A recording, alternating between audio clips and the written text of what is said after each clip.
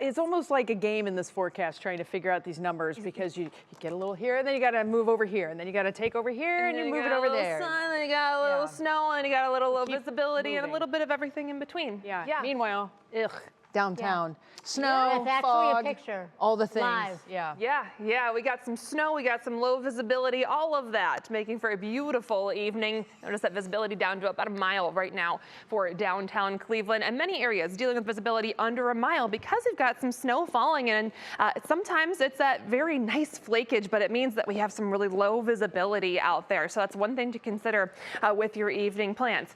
We do have a decent amount of snow and a little bit of mix of falling out there. But a lot of this is not really, it's reaching the surface. It's just not accumulating on the roadways. Our road temperatures, our pavement temperatures are still pretty decent. If we see any accumulations out of this, it's really going to be focused on some of those grassy areas. Elevated surfaces are going to be the most likely targets. Still, it could cause some slowdowns for the evening commute or any evening plans you have. That snow is pretty widespread for the majority of us right now. And we're going to continue to see this moving through as we go through the evening hours here. So a decent amount of snow falling around Cleveland, Cuyahoga County. You just saw that with the camera trying to look out towards Lake Erie. So that's creating some low visibility right around Cleveland.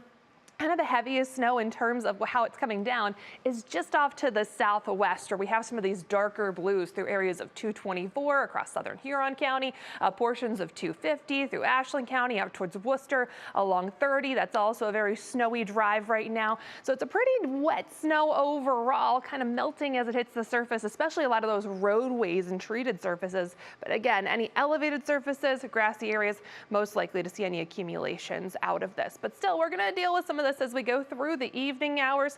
Just part of some showers that are going to move through for this evening, and then we see a change. Once we get this out of the way, we've got some high pressure off to the west, and that's going to work in, give us some drier and brighter conditions for the weekend, and eventually really change our temperatures around as we get into next week. For today, temperatures are colder out there. Most of us are in the 30s, but most of us are at or above the freezing mark. So that means that our pavement, for the most part, is above freezing. So that is helpful with that snow falling down. The exception for air temperatures out towards Mansfield, they're at 31 degrees. So these temperatures will try to fall a little bit. But generally speaking, again, grassy surfaces, elevated areas, really where we have that best chance to see maybe a quick 1 to 2 inches of accumulation. As far as the National Design hour-by-hour forecast is concerned, we keep these showers around as we go through the evening. Again, factor in a few extra minutes for your evening plans. I think most of those roadways should be good to go. We'll keep a close eye once we get past sunset, where we still have that snow. We will have a slightly better chance to see that snow actually sticking as we get past sunset.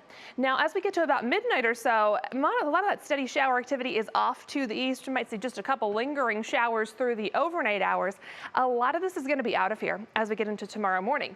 Temperatures are going to be a little chilly as we start off in the 20s, but from there, we are going to improve our skies, at least for tomorrow. We'll get more sunshine in place through the afternoon.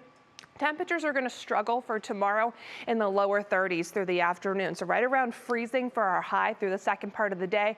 From there, though, we really get a nice boost. The rest of that Union Home Mortgage extended forecast, we get those clocks to change Saturday night into Sunday. Sunshine returns for much of next week, and those temperatures respond nicely. We're even back to the 50s and 60s for much of the work and school week.